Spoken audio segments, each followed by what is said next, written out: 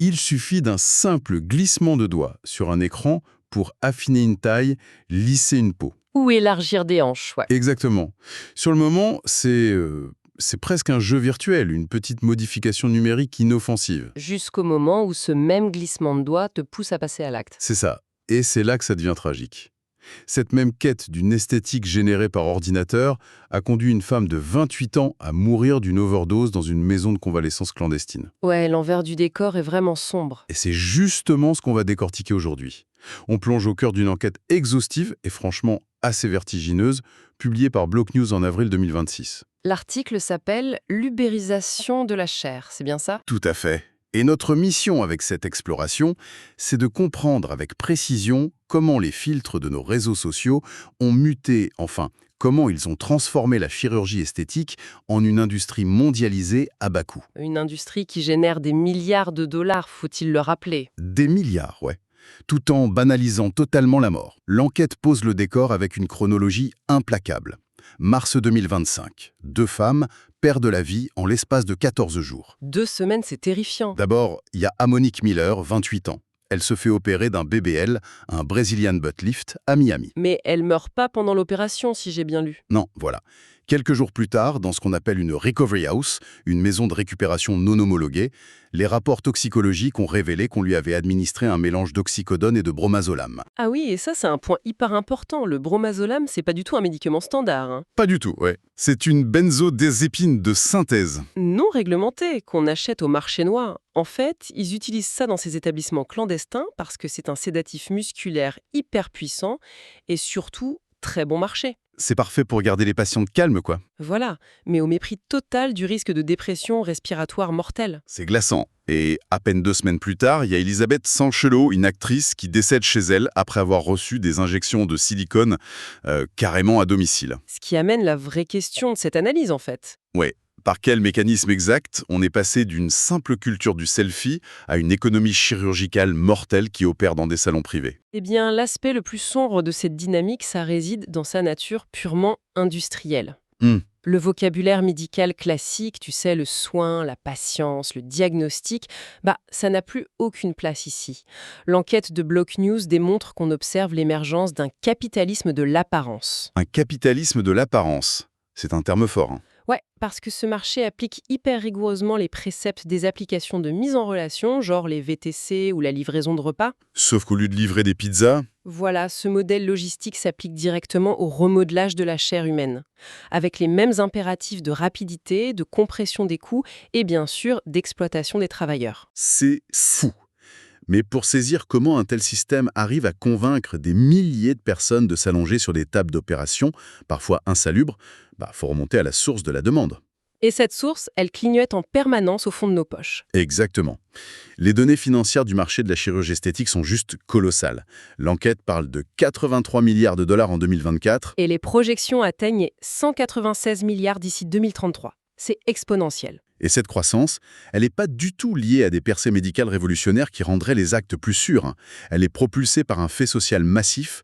Plus de 50% des patients affirment que leur décision a été directement influencée par Instagram. 50%. Et les chiffres chez les jeunes sont encore plus alarmants. Ah ouais, au Royaume-Uni, l'article révèle que 48% des jeunes de 17 à 21 ans envisagent de subir une intervention esthétique. Presque la moitié d'une génération, hein. C'est ça, prêt à passer sous le bistouri. Et c'est pas juste de la coquetterie.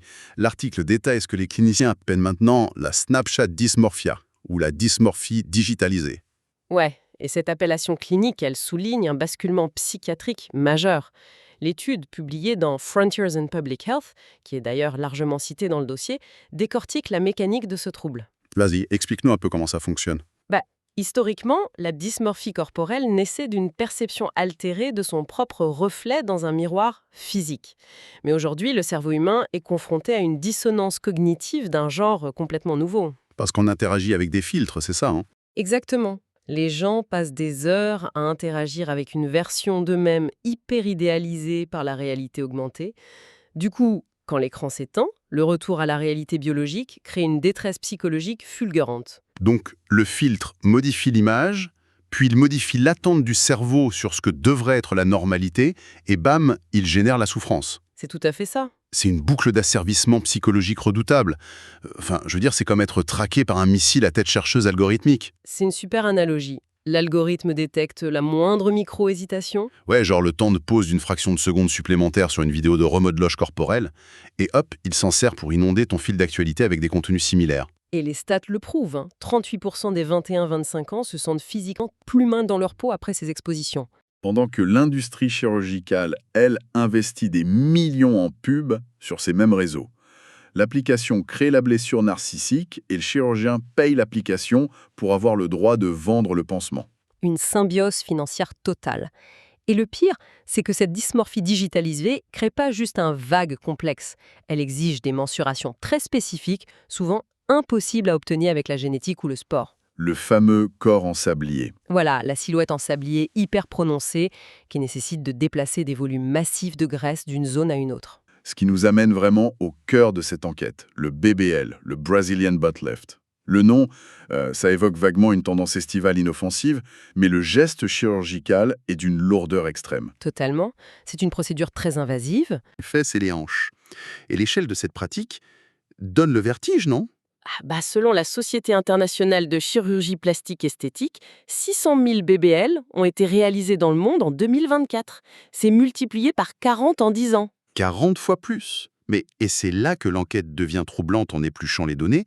Il y a un écart statistique massif qui saute au lieu.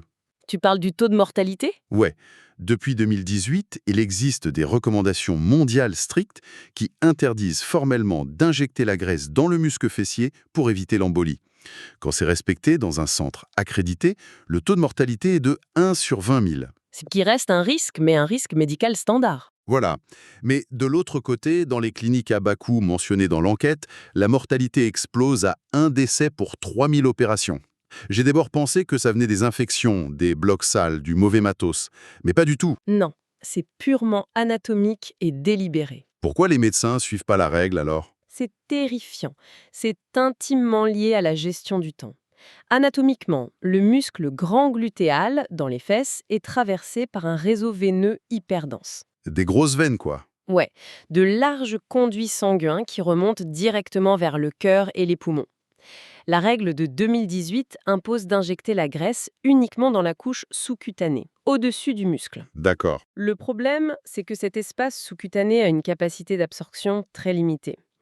Pour injecter là, il faut de la patience, de la minutie et surtout utiliser une échographie en direct pour voir où est la canule. J'imagine que ça prend un temps fou. Exactement. Alors que le muscle, lui, il agit comme une éponge géante qui peut absorber des volumes massifs très rapidement. Donc, si le chirurgien veut aller vite pour avoir un volume spectaculaire, il tape dans le muscle. Et s'il plonge la canule dans le muscle, il risque de perforer une veine. À l'instant où la graisse y pénètre sous pression, elle est aspirée, elle traverse le cœur, va dans l'artère pulmonaire et bloque les échanges gazeux. C'est l'embolie grasseuse. La pression artérielle s'effondre en quelques secondes. C'est un arrêt cardiaque presque irréversible sur la table.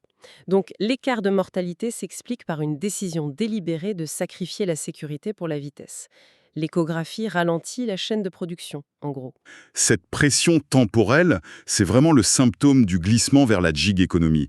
Et il y a un épicentre géographique qui illustre ça parfaitement dans l'enquête. Miami, en Floride. Ah oui, les usines à BBL de Floride. Les chiffres donnent le tournis.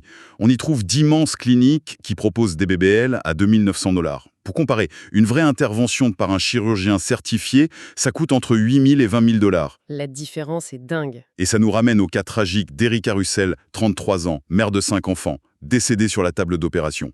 Le chirurgien qui l'opérait en était à sa 6e patiente dès la journée. Il était debout depuis plus de 14 heures d'affilée, c'est ça ? Ouais.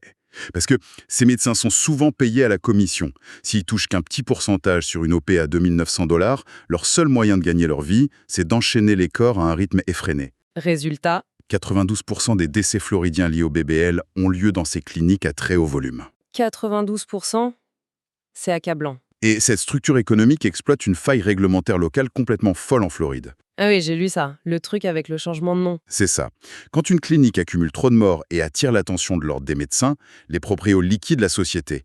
Et quelques semaines plus tard, boum, ils rouvrent exactement la même clinique, dans le même bâtiment, avec le même personnel, mais sous un nouveau nom. L'historique des morts est effacé, on externalise le risque. Comme pour une app de livraison, Sauf qu'ici, la conséquence, c'est pas une pizza froide, c'est la mort d'une jeune mère.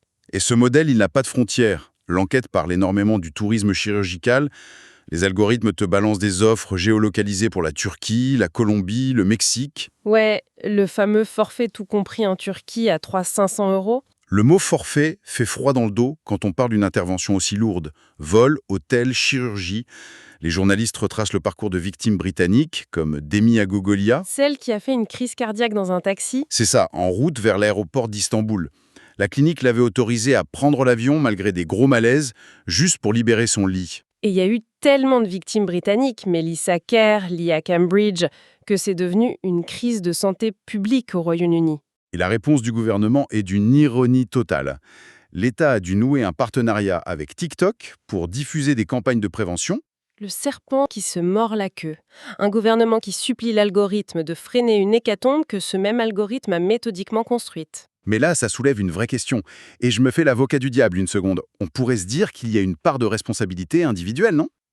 C'est souvent l'argument qui ressort, ouais. Je veux dire, si une personne ignore les signaux d'alarme, prend un vol low cost ou accepte des injections dans un salon de beauté, l'information sur les risques existe, les morts font la une, pourquoi les gens continuent de se jeter là-dedans?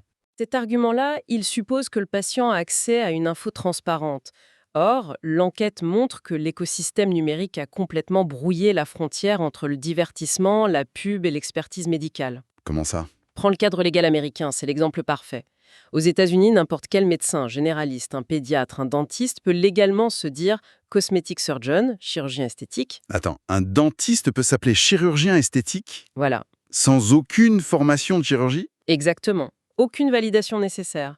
Alors que le titre de plastic surgeon, chirurgien plastique, demande des années d'internat et des examens hyper rigoureux. Sauf que sur Instagram, ça se voit pas. Voilà, un généraliste en blouse blanche devant un anneau de lumière sur Insta avec le titre cosmetic surgeon, il a la même aura d'autorité qu'un vrai spécialiste. Le visuel remplace le CV médical. D'ailleurs, l'étude de l'Université d'Édimbourg, citée dans les sources, est édifiante là-dessus.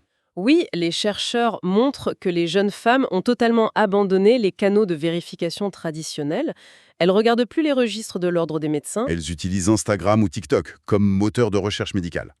Le choix du praticien se fait sur la base du nombre d'abonnés et des photos avant-après, qui sont souvent retouchées. Et cette confiance aveugle envers le format de la plateforme, ça mène directement à la pire dérive de cette enquête. L'explosion du liquid BBL. Ah, le liquid BBL. C'est l'adaptation ultime du marché pour celles qui ne peuvent pas s'offrir le voyage ou la clinique. Ouais. Au lieu de prélever ta propre graisse dans un bloc opératoire, des praticiens, souvent sans aucune qualification, injectent des volumes énormes de substances synthétiques chez les gens ou dans des arrière-boutiques. Et biologiquement, c'est un carnage. Les praticiens clandestins utilisent soit des fillers d'acide hyaluronique prévus pour de toutes petites retouches du visage, mais là ils en mettent des dizaines de seringues dans les fesses, soit, pire encore, du silicone industriel. C'est ça. Et le corps humain, il n'est pas du tout fait pour tolérer des poches flottantes de liquide synthétique comme ça. Le système immunitaire le détecte comme un corps étranger massif. Et donc, les macrophages, nos cellules de défense, attaquent le silicone. Mais ils n'arrivent pas à le détruire. Donc ça forme des granulomes, d'immenses nodules durs comme de la pierre. Et le pire, c'est que ça migre. Avec la gravité, ça glisse le long des cuisses ou ça remonte vers le dos. Et ça coupe la circulation sanguine. Le tissu commence à nécroser, à pourrir de l'intérieur. L'investigation de la chaîne ITE, qui est intégrée au dossier, révèle que 50% des patientes qui ont fait un liquid BBL ont dû recourir aux urgences. 50%? Pour exciser la chair morte, c'est ce qui a coûté la vie à Alice Webb au Royaume-Uni récemment. Face à un tel carnage sanitaire, on est obligé de scruter le comportement des géants de la tech. Bah oui, parce que 74% de la population britannique est pour une limite d'âge stricte sur ces contenus.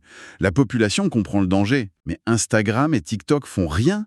Des journalistes ont créé un profil de jeune fille de 13 ans. En interagissant un peu avec des contenus beauté, en quelques minutes, l'algorithme lui balançait des pubs pour des injections labiales et du tourisme chirurgical. Et cette inaction, elle s'explique par leur modèle économique en fait.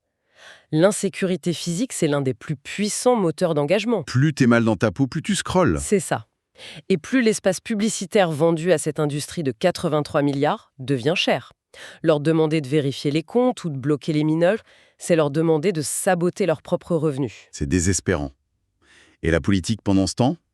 L'Écosse fait des consultations, l'Angleterre tente de rédiger des lois, les États-Unis n'ont aucune action fédérale. On est sur des tirs de sommation beaucoup trop tardifs. Au final, le portrait que dresse cette enquête, c'est celui d'une machine en circuit fermé. L'algorithme agit comme un architecte de nos insécurités, dictant de nouvelles normes basées sur des pixels à des cerveaux adolescents. La demande est ensuite absorbée par ce marché mondialisé dans la zone grise de la médecine qui utilise la gig economy pour compresser les coûts. Et au bout de cette chaîne de montage, ce sont de vrais corps, de la chair et du sang, qui paient le prix fort dans des salons de banlieue ou des cliniques sans scrupules. Ce qu'on observe, c'est vraiment la marchandisation totale de l'humain. Le corps, c'est plus une entité à soigner, c'est devenu une matière première à optimiser, un produit qu'on doit mettre à jour comme un logiciel. Peu importe les risques. C'est une excellente façon de résumer la situation. Et ça nous pousse vraiment au-delà de la simple critique de la chirurgie esthétique. Même pour les personnes qui nous écoutent et qui n'ont aucune intention de se faire opérer, cette enquête de Block News nous montre que la norme physique n'est plus dictée par la génétique. Elle est réécrite par des cycles de mise à jour logiciels et les impératifs de la pub. C'est l'évolution biologique prise de vitesse par le code informatique. Exactement. Ce qui laisse planer une question assez vertigineuse pour clôturer notre exploration d'aujourd'hui.